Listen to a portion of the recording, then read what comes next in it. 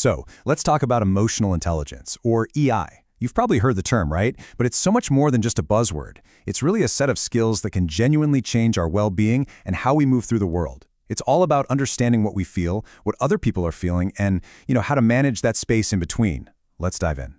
First up, we're going to tackle a core skill in the EI toolkit, emotional validation. Honestly, this one concept has the power to completely transform our relationships, especially with our kids, but also the one we have with ourselves. It is a total game changer. Okay, picture this scene. We have all been there, or at the very least, we've seen it happen. You're in the toy aisle, you give a firm no, and then the meltdown! I mean, tears, screaming, the whole 9 yards. It's such a tense, high-pressure moment for any parent or caregiver. So, what's your gut reaction in that moment? Is it to shut it down? To just say, stop crying? Our instinct is usually to control the situation, right? To just stop the feeling.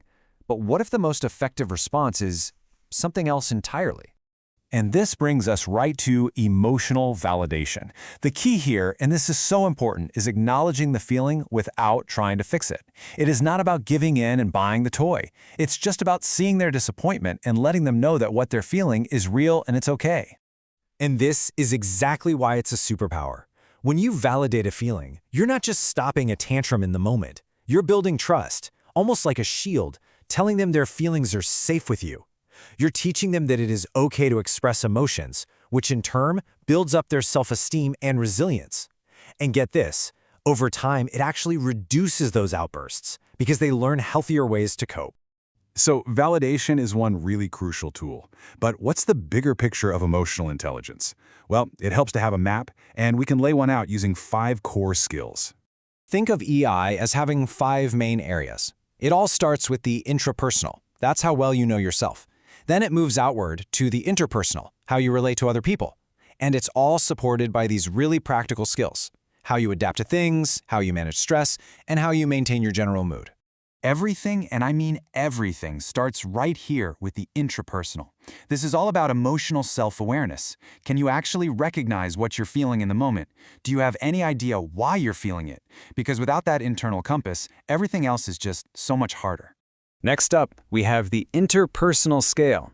This is where empathy lives. It's our ability to understand what other people are feeling and to build relationships that are actually satisfying for everyone. It's about being a cooperative and contributing member of a group, whether that's your family, a team at work, or just society in general. And let's be honest, life throws a lot at us. The stress management scale is all about our ability to withstand those tough situations. It's about having the tools to actively and positively cope with pressure so we don't, lose our cool when it matters most. Okay, so we have the map. Now let's start filling our toolkit with some practical skills we can actually start using today to build our emotional intelligence in each one of these areas. Let's start with assertiveness. This is such a classic balancing act, right? If you have too little, you become a doormat and your needs are never met. Too much, and you become bossy or even aggressive. The goal, the real skill, is finding that sweet spot where you can express what you need respectfully and constructively. So here's a great question for a little self-reflection. Where do you naturally fall on the line between, say, a pessimist and an optimist, or a leader and a follower? Look, it's not about being one or the other all the time, but it is about understanding your own tendencies. Recognizing where you are on these spectrums, well, that's the first step to growth. So let's circle back to validation with a really clear, actionable guide. Number 1, and this one's for you, take a breath. Just breathe before you react.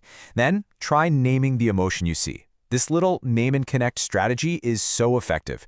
And finally, just accept it. Your calm, accepting presence can be way more powerful than any solution you could ever offer. If you only take one phrase away from this whole explainer, let it be this one. That makes sense.